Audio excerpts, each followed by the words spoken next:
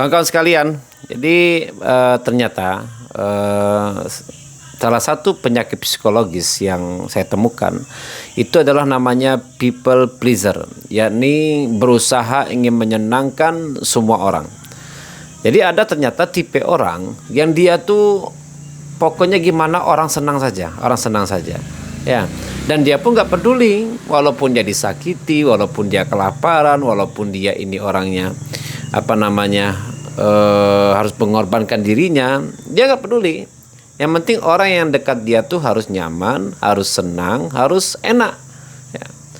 Pokoknya dia ingin menyenangkan hati semua orang. Setiap ketemu orang dia senyum, setiap ketemu orang dia sapa. Memang senyum, sapa, menolong orang itu nggak salah. Tapi penyakit people pleaser ini orang yang dia senyum, dia sapa, dia berbagi itu karena dia itu nggak mau dianggap buruk oleh orang. Karena dia inginnya dilihat baik oleh orang. Sehingga kawan-kawan yang terjadi apa? Yang terjadi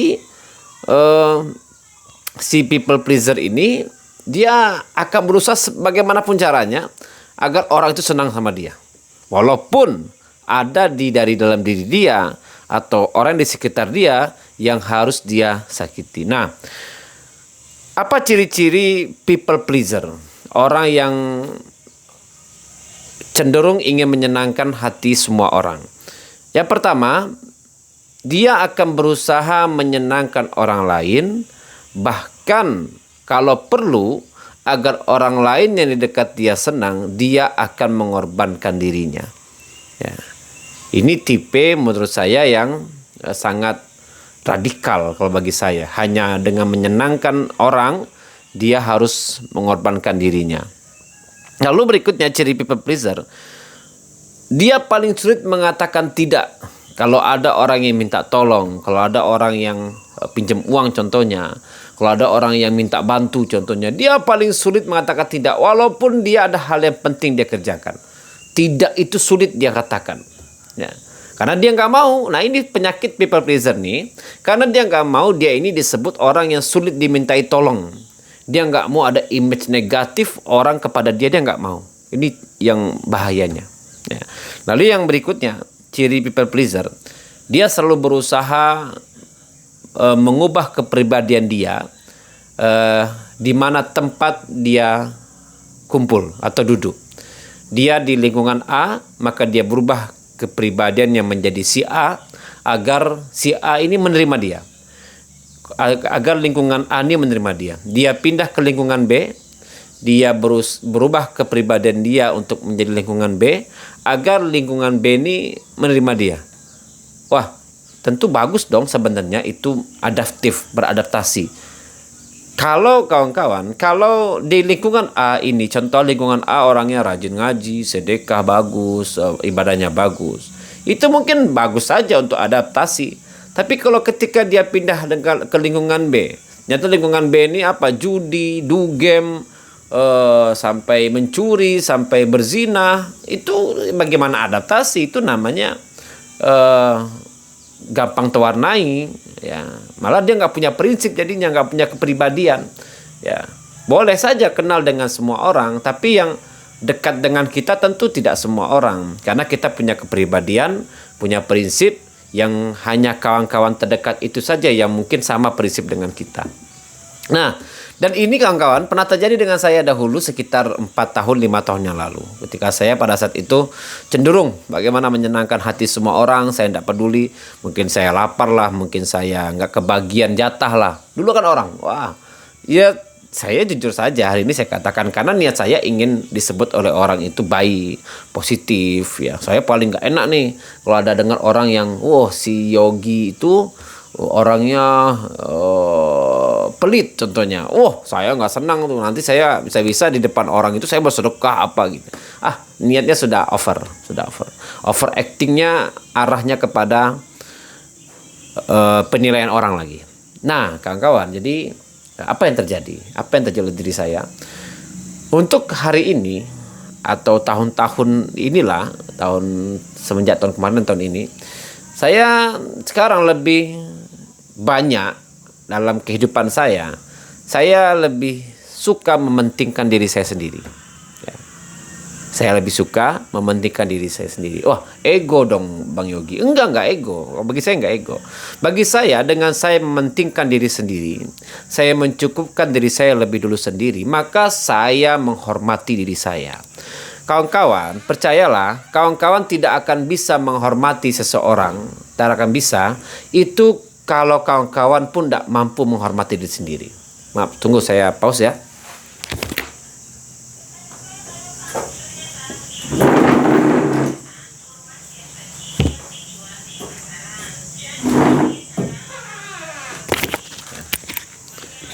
Kita tidak akan bisa menghormati orang kalau kita tidak bisa menghormati diri kita sendiri.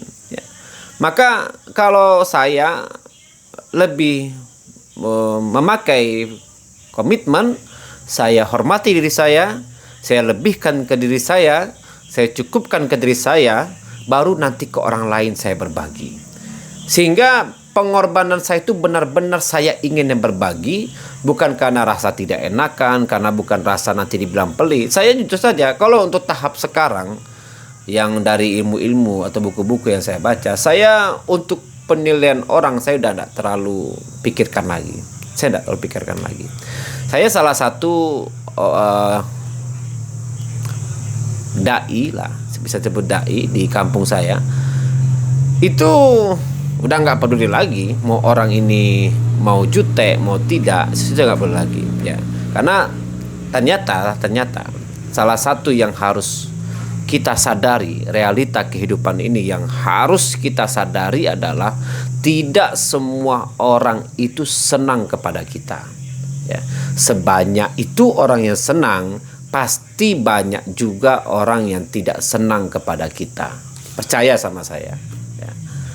Jadi kalau kita ingin memenuhi kesenangan orang semuanya, itu hal paling mustahil, tidak mungkin bisa. Percaya sama saya, tidak mungkin bisa.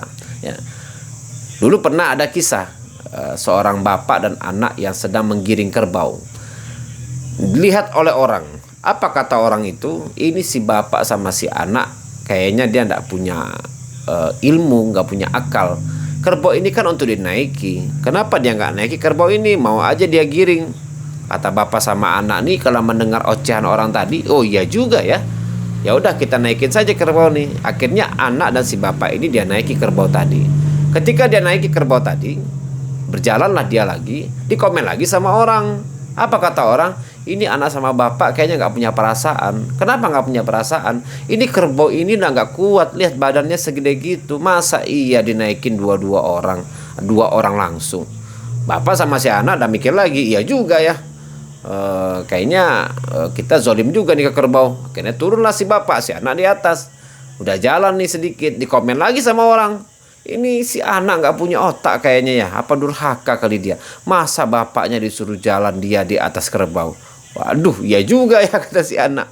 Pikir lagi dia. Akhirnya turunlah si anak, ganti sama si bapak. Jalanlah lagi, dikomen lagi sama orang. Oh, ini bapak yang gak punya kasih sayang kepada anak. Aduh, udah luar biasa. Si bapak sampai mikir, ternyata yang kita lakukan semua salah. Oh, tapi ada kata bapak ke anak ini, ya belum kita lakukan nak. Mungkin ini bisa menerima kesenangan orang semua kehendak orang. Apa itu? Sekarang kerbau ini kita angkat dan kita gendong. Biar dia yang naik ke atas pundak kita. Jalanlah orang ini sambil gendong kerbau. Apa kata orang-orang? Ini bapak anak ini kayaknya sudah stres. Masa ia kerbau seharusnya untuk dinaikin, malah dia dinaikin oleh kerbau. Kawan-kawan sekalian, menyenangkan hati semua orang tidak akan bisa. Kalau kamu ingin senyum, senyumlah. Kalau kamu ingin baik-baiklah. Kalau kamu sedang tidak ingin baik, tidak usah dipaksakan baik. Ya. Asal kamu jangan jahat. Itu saja yang penting. Ya. Kalau kamu tidak mau membagi, tidak usah membagi. Tunggu kesadaran kamu, ketika kamu ingin berbagi, maka berbagilah. Lebih baik kita berbuat karena sadar, daripada kita berbuat karena opini orang lain. People pleaser itu memenjarakan kamu. Kamu tidak bisa berkreatif, kamu tidak bisa berpikir secara lebih mandiri, kamu tidak bisa mengeluapkan apa isi hati kamu, karena kamu selalu tersandra oleh pendapat orang, keinginan orang, penilaian orang, positifnya orang. Ya, nggak usah jadi people pleaser. Jadi saja diri kamu, tambah saja nilai kamu apa adanya terus menerus. Lakukan dengan sadar, berbagi dengan sadar, mengambil dengan sadar, senyum dengan sadar, sapa dengan sadar. Yang memang itu karena yang ingin kita lakukan, bukan dari penilaian orang lain. Itu mungkin kawan-kawan, saya Yogi Sultan Bagindo. Mudah-mudahan video ini relate dengan kawan-kawan, ada edukasi dan informasi di dalamnya. Demikian, Assalamualaikum warahmatullahi wabarakatuh.